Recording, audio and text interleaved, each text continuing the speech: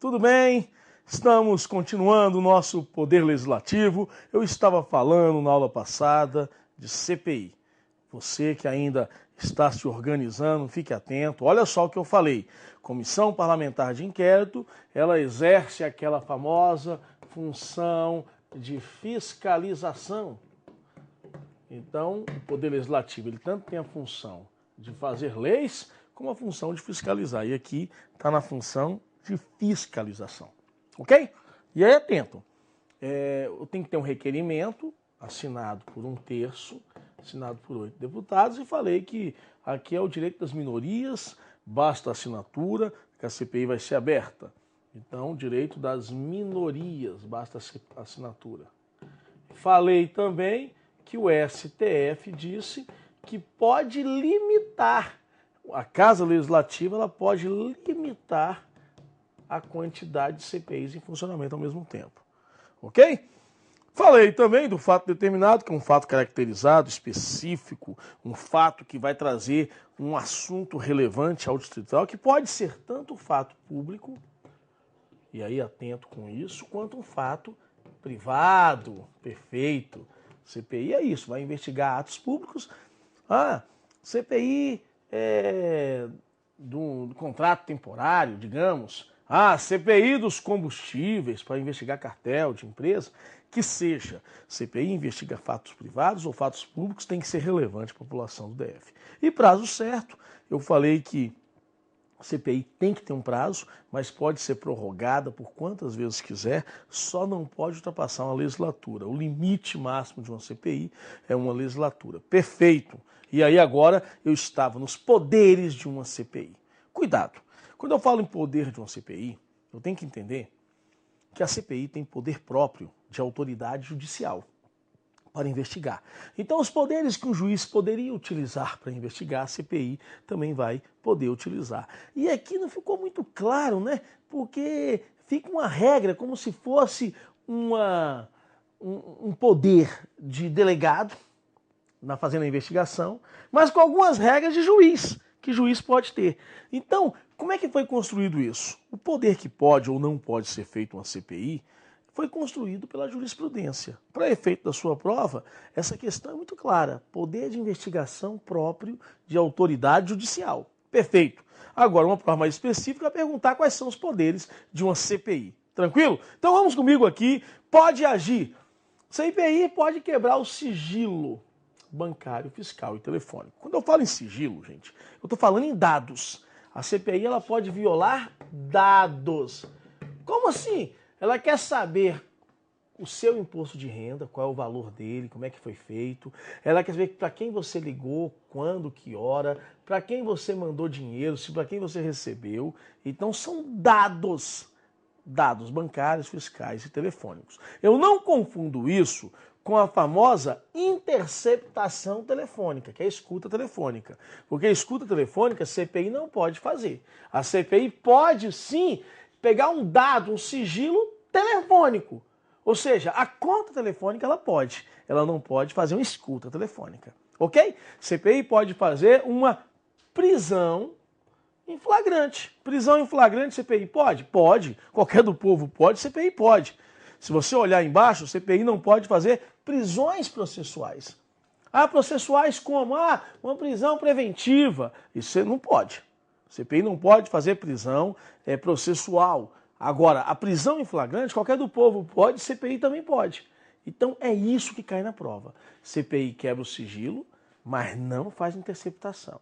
Se a CPI pode fazer uma prisão em flagrante, mas não prisões processuais. Uma prisão preventiva, jamais vai poder fazer. Uma prisão temporária, jamais vai poder fazer. Ok? CPI pode fazer a famosa condução coercitiva. Ela pode ouvir testemunhas, ela pode fazer a famosa oitiva de testemunhas. CPI pode fazer isso. Agora, para ouvir uma testemunha, se ela não vier, ela pode mandar buscar força. A condução coercitiva é de competência de uma comissão parlamentar de inquérito. Perfeito. CPI, se você olhar embaixo, ela não pode dar a indisponibilidade dos bens. Gente, tem que estar muito claro isso. CPI pode. Então ela vai poder fazer a quebra do sigilo bancário, fiscal e telefônico, sigilo. Ela vai poder fazer a famosa prisão em flagrante ali, ela pode, a CPI, ouvir testemunhas e fazer condução coercitiva, buscar a força. A CPI não pode fazer interceptação telefônica, não pode fazer buscas e apreensões, CPI não pode fazer prisões processuais, como a prisão preventiva, prisão temporária, CPI não pode fazer a indisponibilidade dos bens, impedir que o investigado se ausente do país, isso não pode. Por quê? Se você olhar, esses temas que ela não pode vão ser temas reservados apenas a juiz. Ela tem alguns poderes de juiz, mas não todos, porque isso aqui a gente chama de reserva de jurisdição. Então, tema que é reserva de jurisdição, tema de reserva de jurisdição, ele é um tema apenas para juiz e CPI. Não pode, jamais, fazer. Então o CPI pode fazer aqueles primeiros que eu falei. Perfeito? Poderes de uma CPI. E como é que termina uma CPI?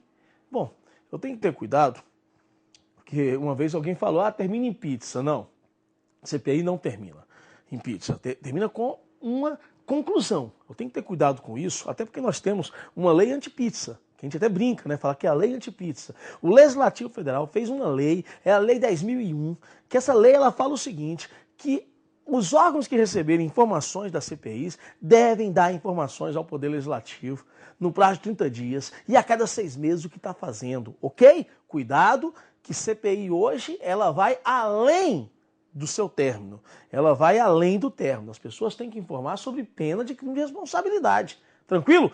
E como é que conclui os trabalhos de uma CPI? Ela conclui com um relatório. E esse relatório pode ser por algum indício, se tiver indício eu encaminho para alguém, e se não tiver indício, acabou, arquivou, ok? Então ele até usa a expressão, observe, CPI, ela é encaminhada, as conclusões dela vão ser encaminhadas, claro, é um relatório que vai ser encaminhado ao Ministério Público ou à Procuradoria-Geral do Distrito Federal.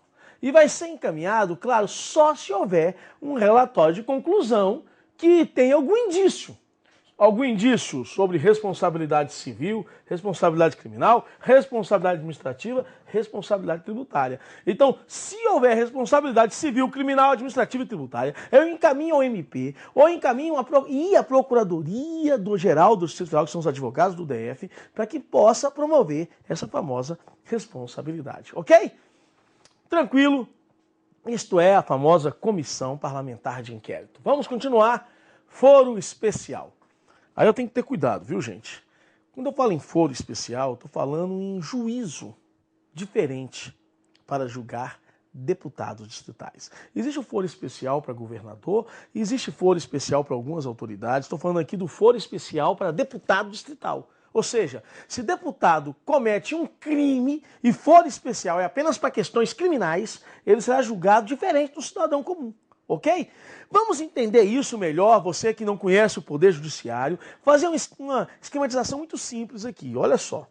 Cidadão comum comete um crime, cidadão comum comete um crime, cidadão comum comete um crime, ele vai ser julgado por um juiz, ele vai para uma vara criminal. Então, cidadão comum comete um crime, vai para uma vara criminal. E na vara eu tenho juízes. O cidadão comum ele pode recorrer. Nós temos no nosso direito constitucional o famoso duplo grau de jurisdição, como sendo um direito, né, que se coloca, não está previsto expressamente na Constituição, mas é um direito individual. O duplo grau de jurisdição, eu poder recorrer a um grau acima. Então, se eu fui condenado um cidadão comum, ele pode recorrer a um tribunal de justiça, ao segundo grau. O Tribunal de Justiça não tem juiz. Não, agora lá tem desembargadores. Eu não concordei. Posso recorrer? Posso ir. O cidadão pode recorrer a um STJ, onde temos ministros. Em alguns casos, pode recorrer até mesmo ao STF, onde eu tenho outros ministros. Ok? Ali acaba. Então, o cidadão comum, ele pode ir recorrendo. Da decisão dele, não concordei com o juiz, vou a um desembargador, não concordei, vou ao ministro. O que acontece é que algumas autoridades, ela não vai seguir isso. Algumas autoridades já começam a ser julgadas em um determinado foro, acima desse foro. Por exemplo, os deputados distritais já começam a ser julgados diretamente pelos desembargadores. Eles pulam a esfera do juiz. Se você observar, os governador,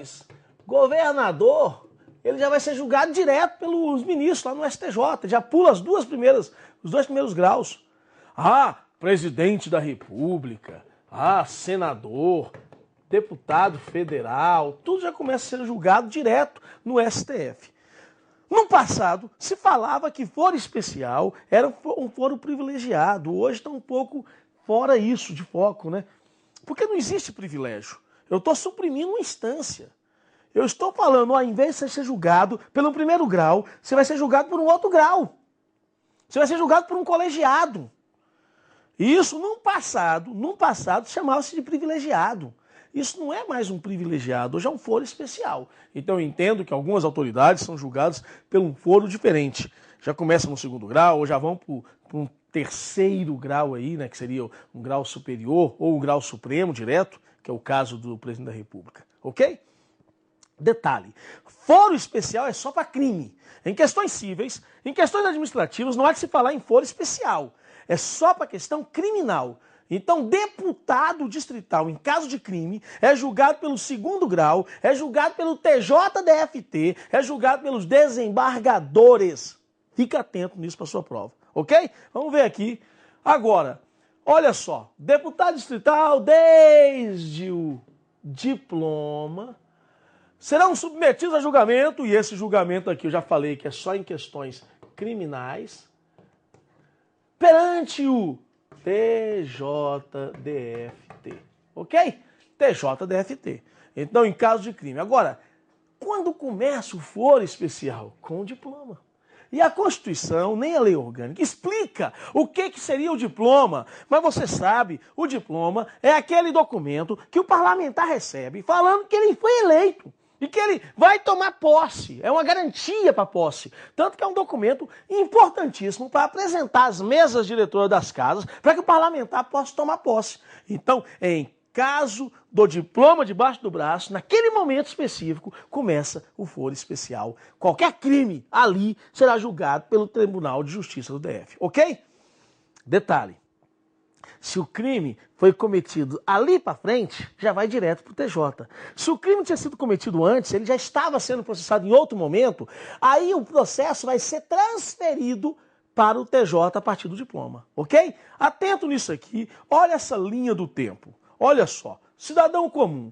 Cidadão comum aqui é o primeiro caso. Cidadão comum comete um crime, ele vai lá para uma vara criminal. Cidadão comum comete um crime, vai para a vara. Cidadão comum resolve ser candidato e foi eleito. Eleito, se comete algum crime, é julgado na vara. Depois da eleição, eu vou ter lá na frente a posse. Eu sei os dois momentos, porque olha só, a eleição é no primeiro domingo de outubro. A posse é no dia 1º de fevereiro. Nesse meio, o Tribunal Regional Eleitoral do DF, ele vai entregar um diploma para o parlamentar. E esse diploma acaba sendo entregue depois que as contas dele são aprovadas. Geralmente é entregue em dezembro. Então, em dezembro, se entrega um diploma para o deputado. E é nesse momento, nessa sessão solene, a partir do momento da sessão solene, que o deputado deixa de ser julgado pela vara e começa a ser julgado pelo TJDFT. E o que é o TJDF? É o segundo grau, onde estão os desembargadores. E aí eu falo que todo o processo anterior será deslocado para o TJDFT. E todo que começar, a partir do diploma, já vai começar no TJDFT. Ok? E durante a posse, cometeu o crime, TJ. Durante o mandato, TJ. Chegou no fim do mandato, o processo ele retorna, se não tiver sido concluído. Retorna. Retorna para onde? Retorna para a vara. Ok? O processo retorna se não tiver sido concluído. Então, olha só. Fique atento a essa esquematização. Cidadão comum comete um crime, vara. Vara criminal. Foi eleito, comete um crime, está na vara criminal. Foi diplomado, a partir dali começa a ser julgado pelo TJ.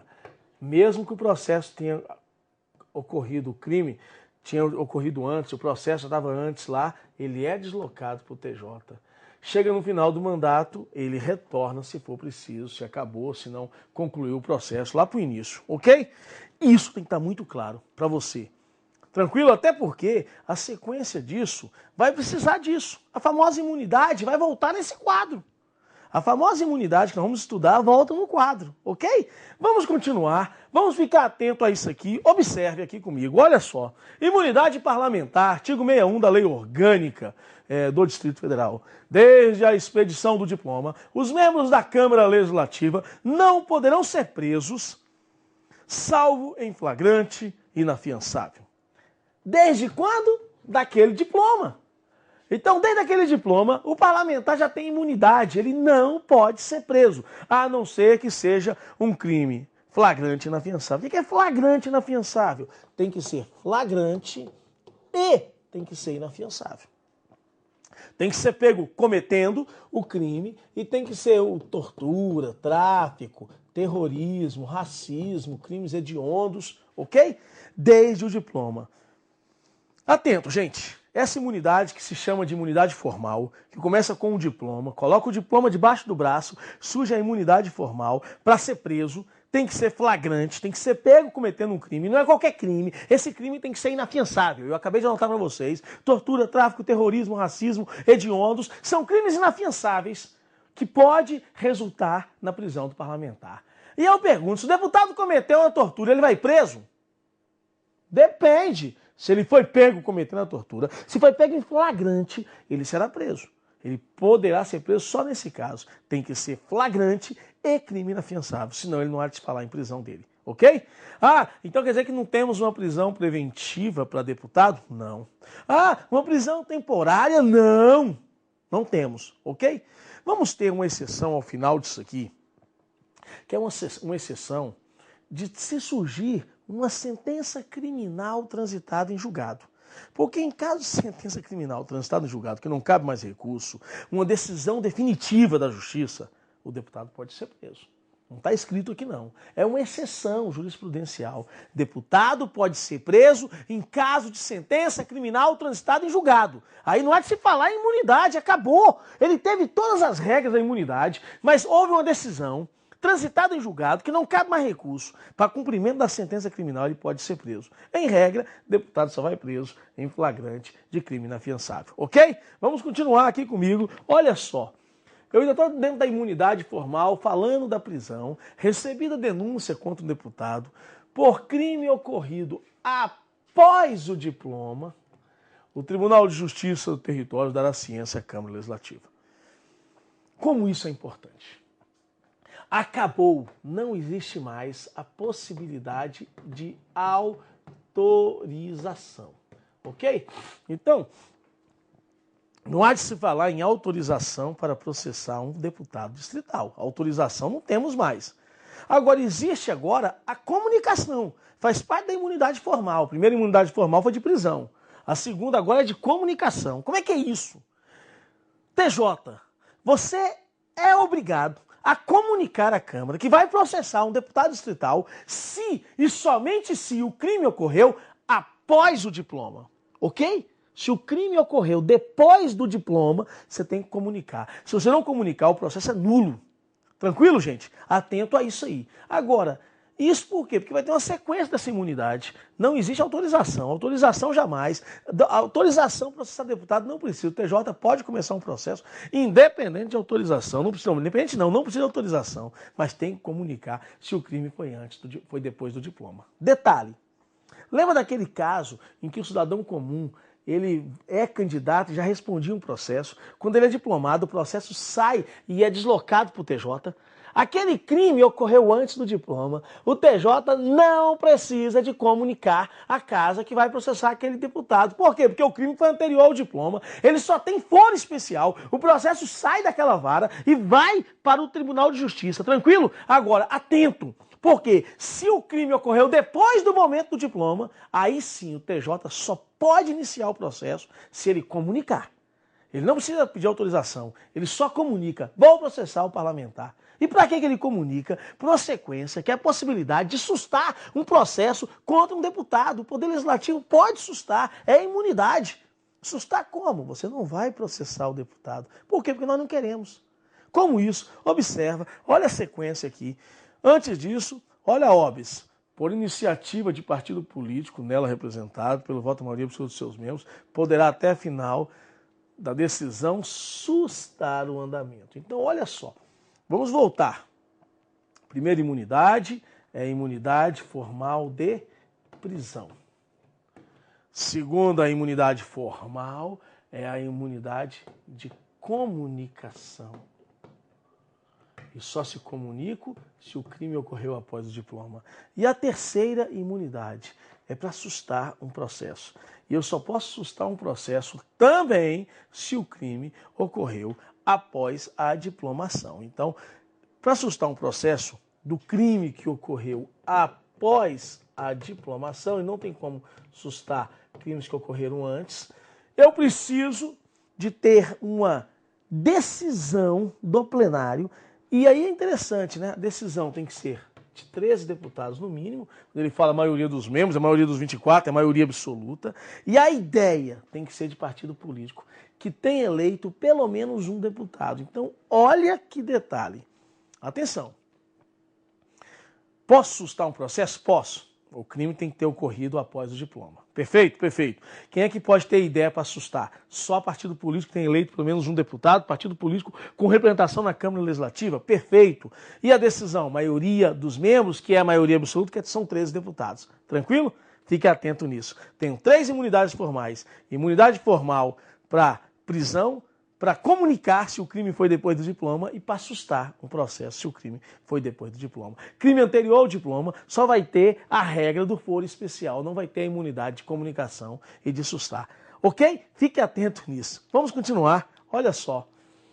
Bem, gente, nessa continuação nossa, interessante, sustar o processo, a sustação do processo suspende a prescrição, né? Ou seja, o Estado, enquanto eu sustar, eu só posso sustar durante o mandato, terminou o mandato, o processo volta a andar, e o Estado não perde o poder de punir, porque prescrever é perder o poder de punir. Então aqui não há de se perder o poder de punir. Então depois ele vai lá, é como se tivesse parado no tempo aquele processo, ok? E a imunidade material? Imunidade material, os deputados são invioláveis, civil e penalmente, suas opiniões, palavras e votos. A imunidade material, ela começa com a posse. Aí tem que estar em exercício de mandato. Tanto que ele fala, deputado no exercício do mandato. Os deputados são invioláveis, eu não tenho como violar. Nem cível e nem penal. Violar cível é algum processo de dano moral, alguma indenização. E nem penal, a injúria, difamação, calúnia. Eu não posso entrar com nenhum processo pelas opiniões, palavras e votos parlamentares, ok? Aqui eu tenho que ter cuidado, gente. Atento comigo.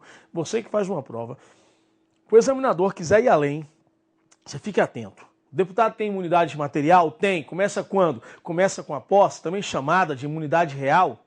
Perfeito. E essa imunidade é o quê? A opinião dele, a palavra e o voto não pode ser atingida nem na esfera civil, nem na esfera criminal. Você não vai responder para o processo civil, nem para o processo criminal, penal. Você não vai responder. Agora, é claro que a nossa jurisprudência tem avançado nisso. Ela fala o seguinte: se essa manifestação é dentro do Poder Legislativo, pressupõe que ele está em atividade parlamentar. Logo, dentro do Poder Legislativo, ele tem uma imunidade absoluta, mesmo que as falas dele não estejam ligadas à atividade parlamentar. Se é dentro do Poder Legislativo, está no plenário, falou da vizinha dele, ele tem imunidade. O STF entendeu que a imunidade dentro do Poder Legislativo é absoluta. Agora, fora do Poder Legislativo, o deputado tem imunidade material? Pode ter. Desde que tenha nexo entre a fala do parlamentar e a atividade dele. Se teve um nexo, teve uma ligação, teve um liame entre o que ele está falando e a atividade dele, ele vai ter imunidade. Imunidade parlamentar material. Ah, ele está lá dando uma entrevista jornalística, lá na água mineral. E a pessoa pergunta: e aí, deputado, como é que está a CPI? E ele fala: anote aí, toma uma cerveja e fala: pode anotar, vou colocar aquele bandido na cadeia. Ah, ele falou isso, ele não tem prova. Imunidade, porque está relacionado a uma atividade dele. Perguntaram sobre uma CPI. Então a imunidade dentro do Poder Legislativo é absoluta. Fora do Poder Legislativo, pode existir imunidade se tiver nexo entre a fala do parlamentar e a atividade do parlamentar. Ok? Gente, e eu tenho algumas prerrogativas também. É claro que eu tenho que ter cuidado, porque a imunidade, ela existe mesmo no estado de sítio, perfeito. Ah, teve um estado de sítio, vai ter imunidade? Vai, mas 2/3, 16 votos, poderia suspender aquela imunidade para algum ato praticado fora da Câmara Legislativa, jamais para atos internos. Interno, no plenário, vai ter sempre imunidade, mas fora da Câmara eu posso suspender temporariamente a imunidade por voto de 16 deputados. Para quê? Para que possa ajudar a manter, a restabelecer a ordem no Brasil, ok? É uma exceção à imunidade. E aí eu tenho prerrogativas. Deputados, vocês vão ser obrigados, vocês não vão ser obrigados a testemunhar sobre as informações recebidas durante o mandato, relacionadas ao mandato. Você não é obrigado. Deputado, você não precisa incorporar as Forças Armadas, mesmo se for durante uma guerra.